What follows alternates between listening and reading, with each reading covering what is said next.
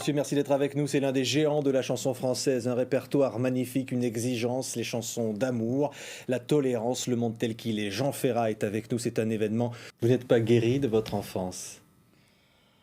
Je crois que c'est difficile. On y pense toujours, bien sûr. Et puis, je crois que tous les gens, à un certain moment donné de leur vie, euh, ont affaire avec elle. Alors, si elle s'est bien passée, ça leur donne un certain équilibre, parce que c'est ce qui m'est arrivé à moi. Et puis, comme j'ai un côté aussi euh, d'enfance tragique, ah bah, elle remonte aussi à la surface. Ouais. Elle est remontée Il y régulièrement. a dans cette chanson le visage à la fenêtre, l'image d'un père évanoui. Oui, oui, mon père a été arrêté pendant la guerre. Il était juif, il portait l'étoile et il a disparu de notre univers familial. Pas tout de suite définitivement, puisqu'il a été interné dans les camps d'internement en France, Pithiviers, Drancy, et d'où il est parti pour une destination inconnue à l'époque. Et donc, dans la famille, on n'avait plus de nouvelles, mais on espérait toujours le voir revenir. Ouais. Et bien sûr, il n'est jamais revenu. Il a été déporté à Auschwitz et il est mort là-bas peu de jours après son arrivée. Et on a eu confirmation par le ministère des anciens combattants en 1945, quoi, après la Deuxième Guerre mondiale. Ouais. L'envie de dire le monde tel qu'il est, ça vous vient de ça, de cette enfance brisée quelque part? On peut le penser d'une certaine façon, bien sûr.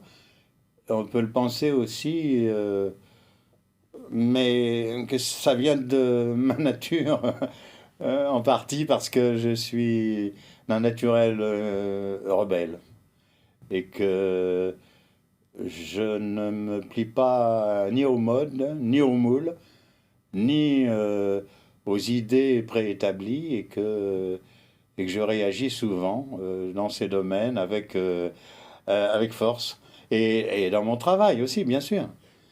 Et Les, ça se sent à travers mes chansons. les deux côtés de Jean Ferrat, c'est donc cette chanson rebelle hein, qu'on va entendre, et puis la chanson d'amour. Parce que 1961, c'est ma môme, c'est Zizi Jeanmaire, ce sont les débuts dans la chanson. Qu'est-ce qui vous emmène comme ça à monter sur les planches avec une chanteuse qui a un truc en plume, vous n'étiez pas forcément fait pour vous trouver comme ça sur des scènes parisiennes? Non, non, mais il faut dire que j'avais commencé depuis un certain nombre d'années.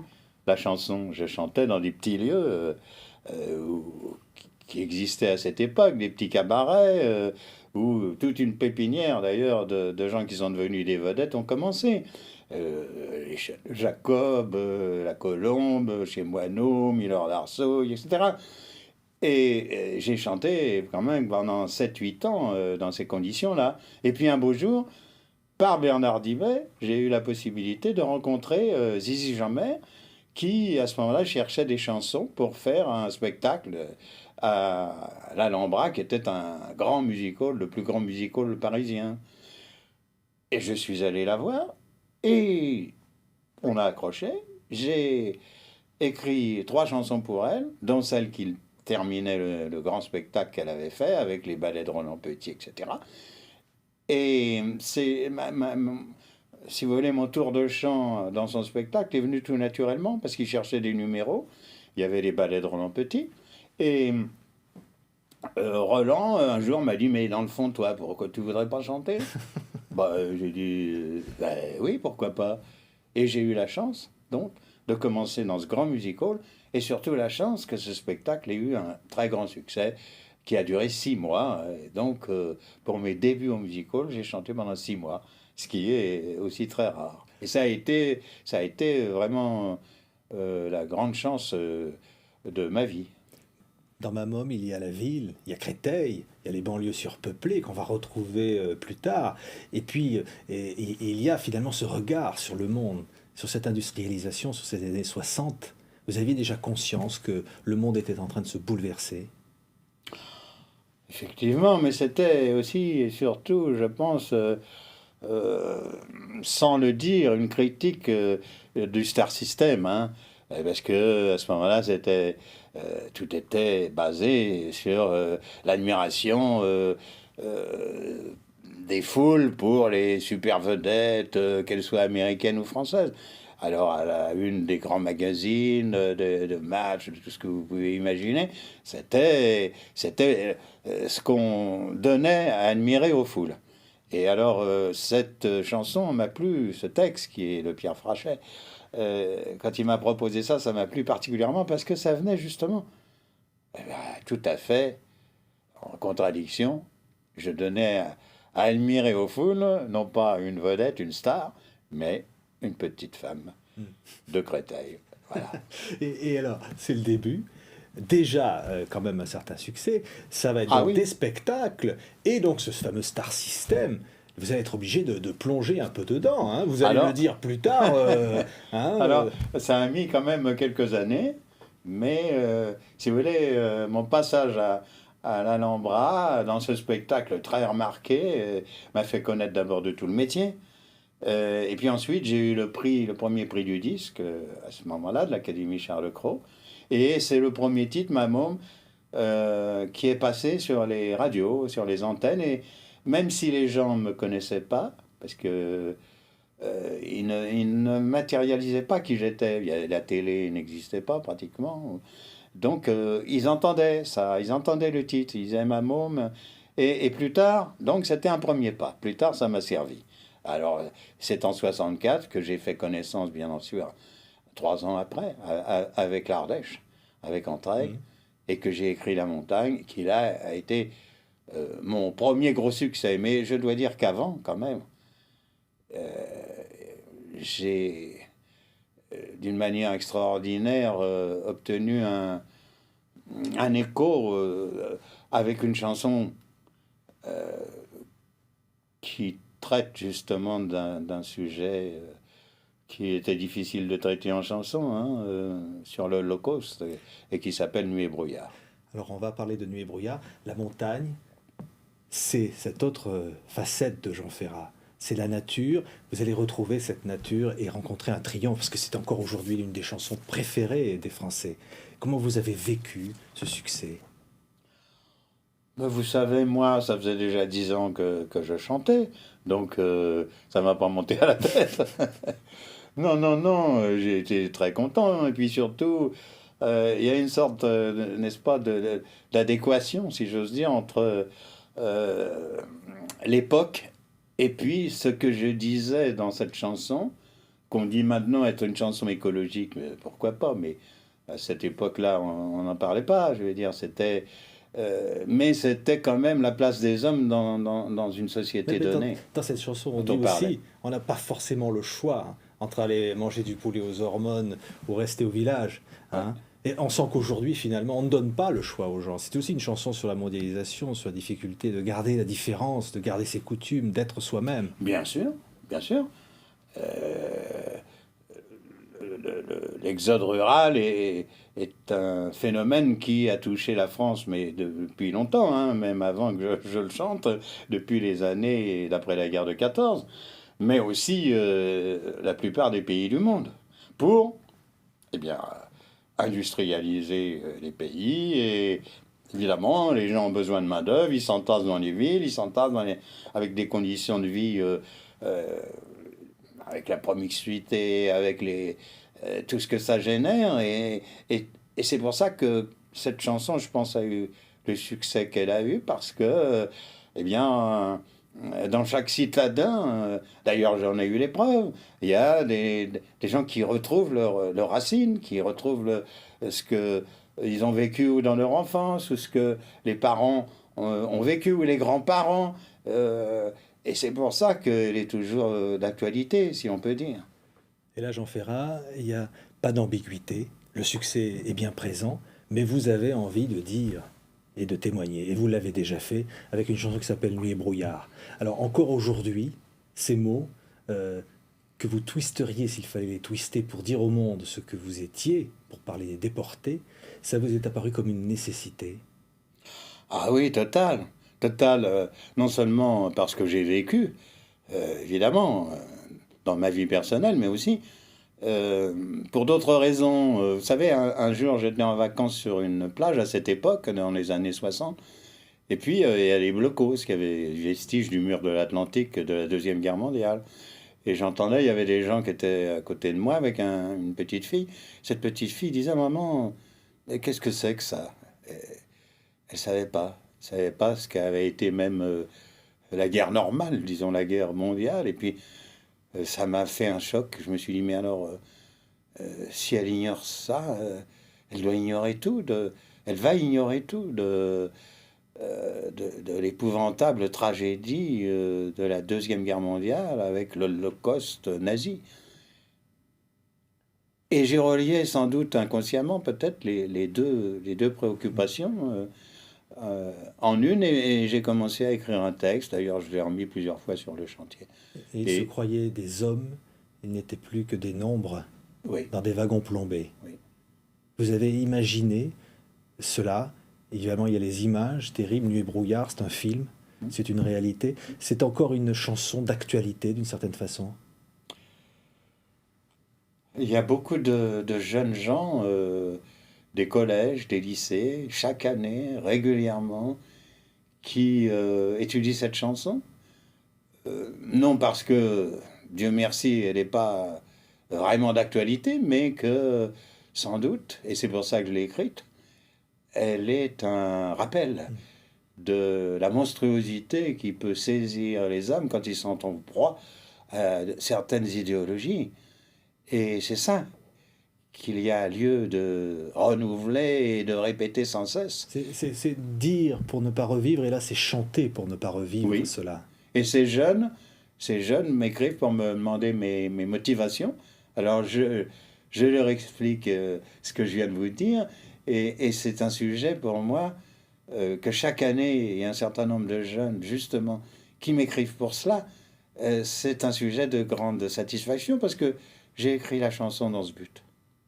Il y a l'engagement, et cet engagement qui va marquer un peu, évidemment pour le public, Jean Ferrat, on le disait, c'est celui qui va dénoncer la situation, et l'engagement auprès, comme compagnon de route du Parti communiste, avec notamment l'entendre la chanson Potemkin et puis d'autres chansons. Ça a été, j'allais dire, presque naturel, cet engagement pour vous. Ça a été naturel parce que le Parti communiste était, après la Deuxième Guerre mondiale, une dimension essentielle de la politique, et le prestige qu'il avait par rapport à la lutte justement contre le nazisme était évident.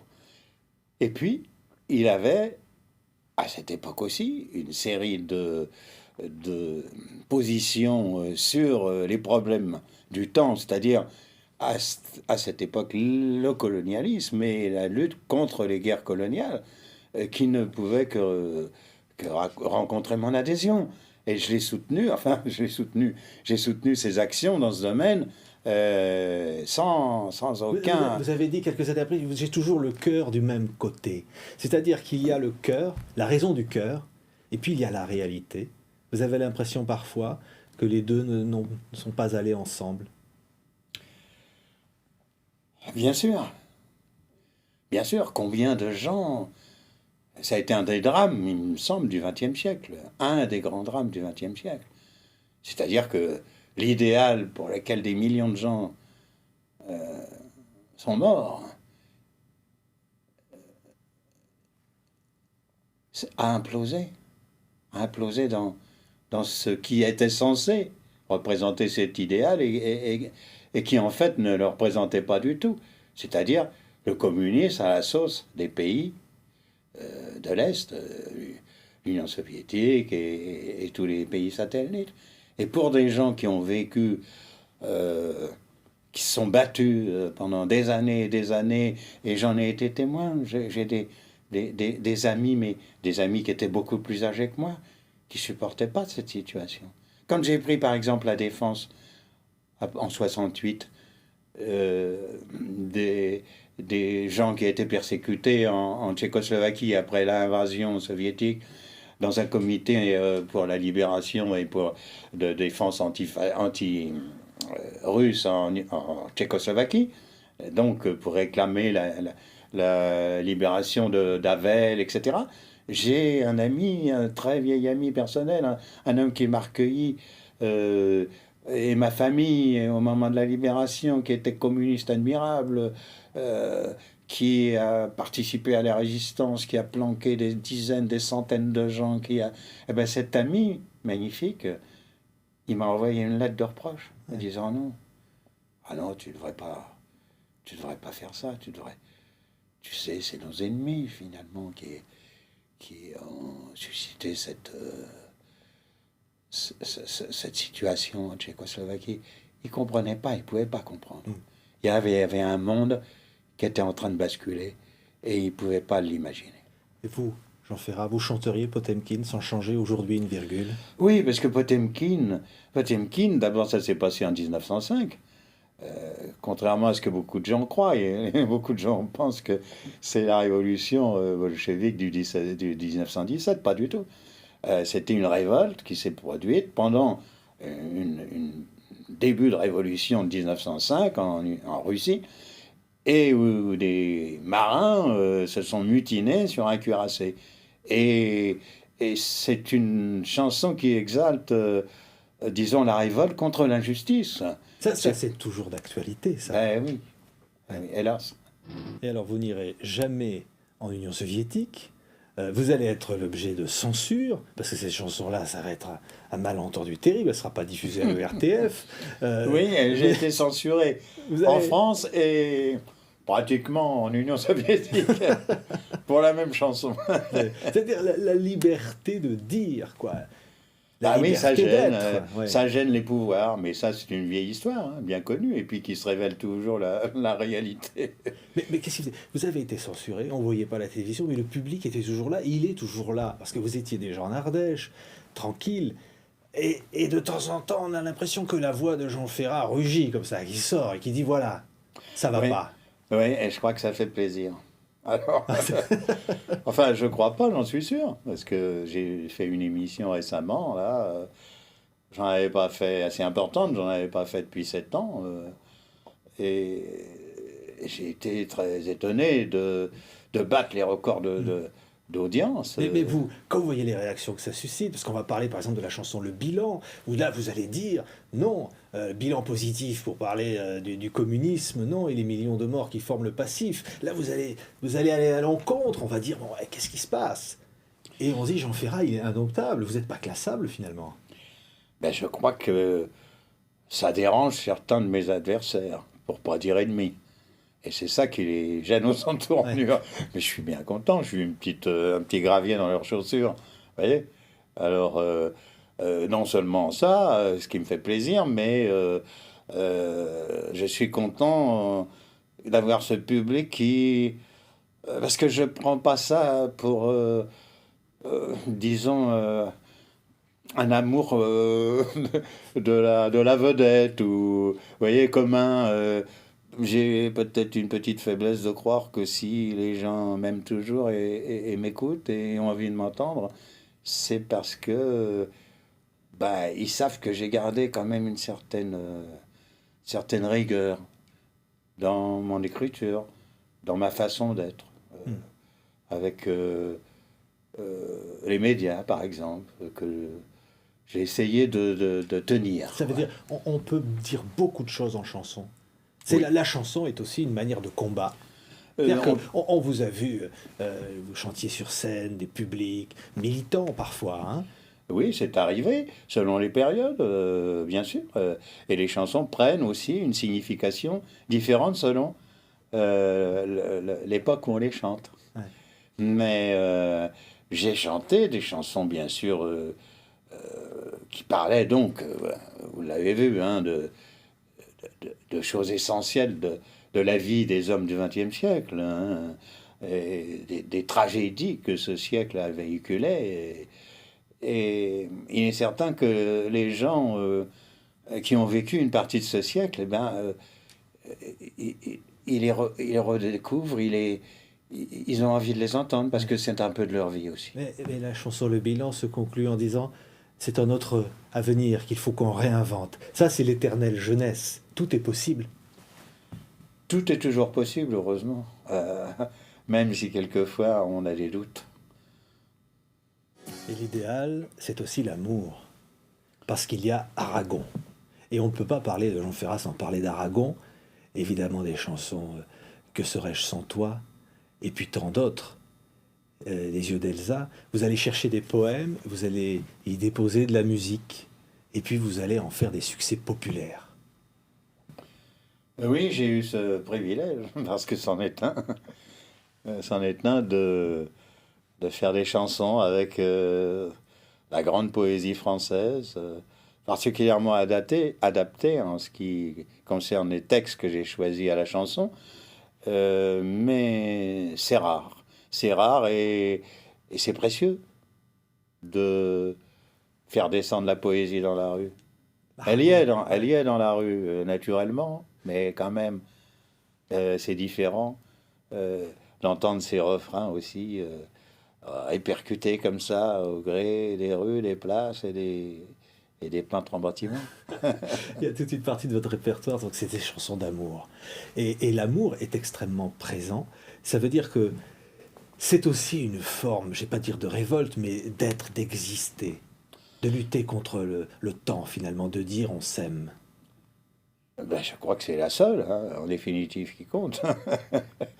La seule grande force qui peut nous animer et nous donner la force de continuer et d'espérer, évidemment. C'est aimer à perdre la raison, c'est-à-dire que aimer, c'est aller jusqu'au bout, c'est quitter le monde d'une certaine façon. Euh, c'est, oui, ça dépasse tout ce qu'on peut imaginer et on peut imaginer aussi qu'on peut aimer à la perdre, cette raison. Vous aimez la terre, l'Ardèche, les rivières qui coulent, la vraie vie, les gens humbles, les gens sincères, et puis les femmes. Ah oui, bien sûr. Ma femme. Mais les femmes en général, la sensualité. Mais la Pour femme, vous, la femme est l'avenir de l'homme, eh oui. c'est vrai. Ça, Oui. c'est une image, c'est une phrase qu'on vous colle. Hein. Oui, C'est Aragon, mais... C'est d'Aragon qui l'avait orienté à l'envers, enfin à l'envers de moi. C'est moi qui l'ai orienté à l'envers d'Aragon. Il disait dans Le Fou d'Elsa, l'avenir de l'homme est la femme.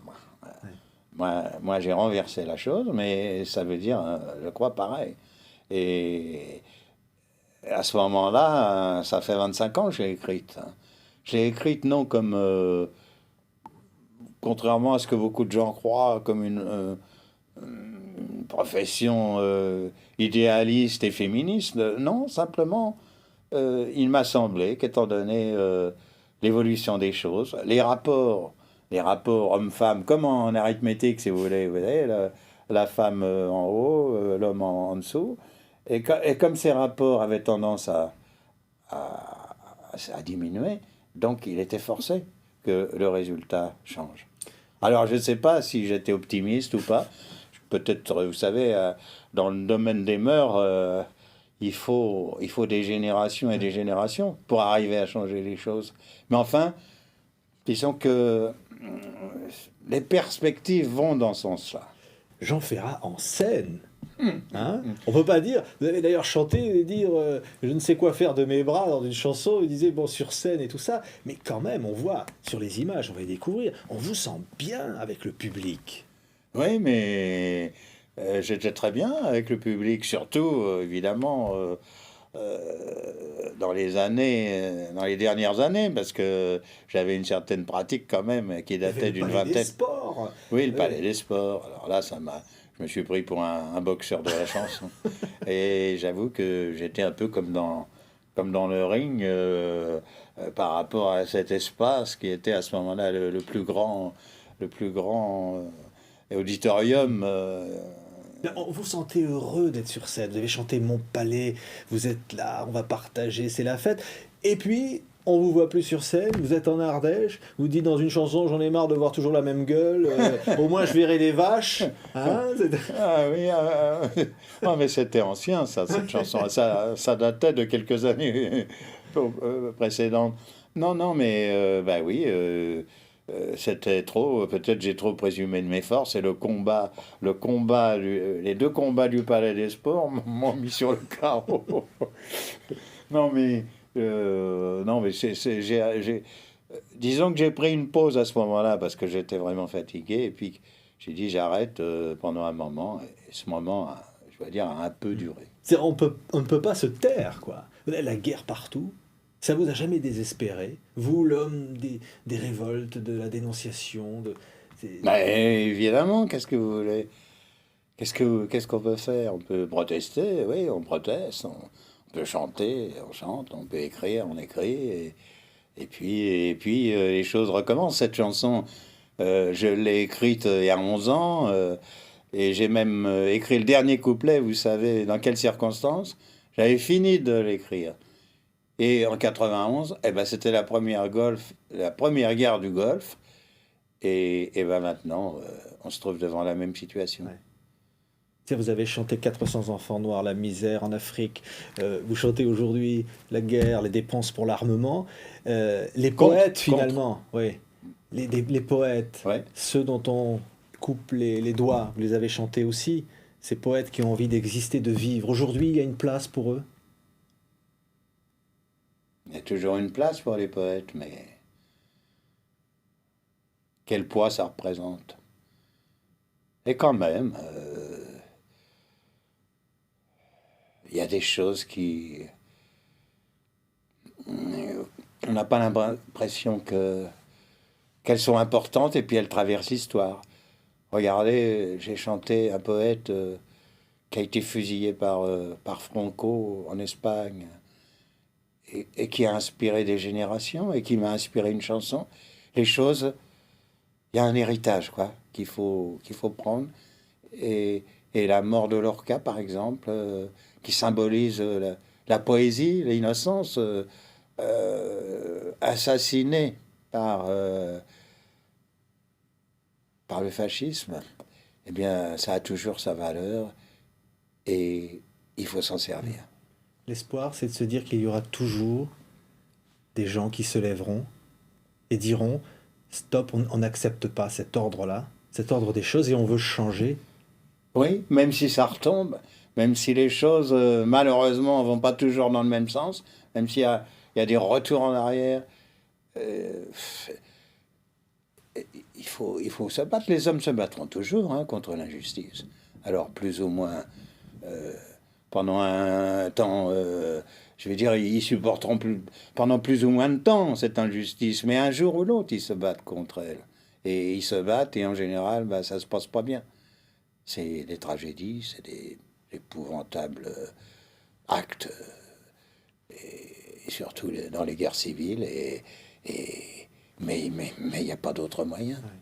Vous êtes en Ardèche, on le disait, heureux, hein, dans cette nature, mais il y a aussi l'extrême droite, on vote, et vous l'avez dénoncé, même dans votre village, il y a partout, genre, en quelque sorte, que le monde nous rattrape.